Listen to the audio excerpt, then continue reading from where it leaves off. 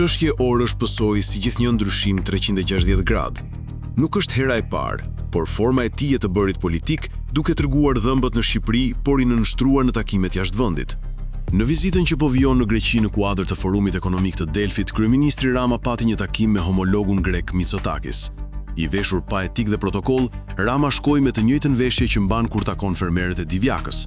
Ai kërkoi ndjes, pasi protokolli i tij nuk e kishte informuar se takimi ishte në kuadratin zyrtar, që përfshin edhe etikën e veshjes. Kryeministri grek e kaloi lehtë këtë lajmin e madh. Djalli nuk fshihej në detajet, por në sjelljen politike kur shtrohen çështje të marrëdhënieve dypalshe, drejtësia e shantazhuar nga pushteti apo edhe integrimit dhe integritetit të vendit.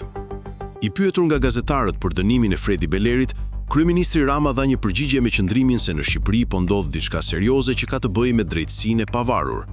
Duke u referuar Belerit, Rama tha: "Po pse duhet i kthehemi? Është i lumtur, është eurodeputet.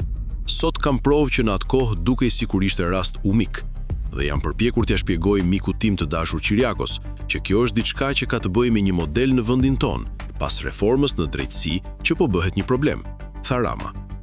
Për të, drejtësia është problem, e tha në një vend që është antar i BE-s dhe ka një tjetër qasje në raport me drejtësinë. Raporti me drejtësinë sot i ka kushtuar Shqipërisë bllokim të procesit të integrimit në BE.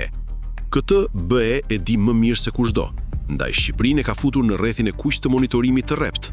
Mali i Zi është me një këmbë në Bashkimin Evropian, ndërsa Rama po na dërgon në një qendër tjetër integruese që nuk ka përcen më larg se Beogradi.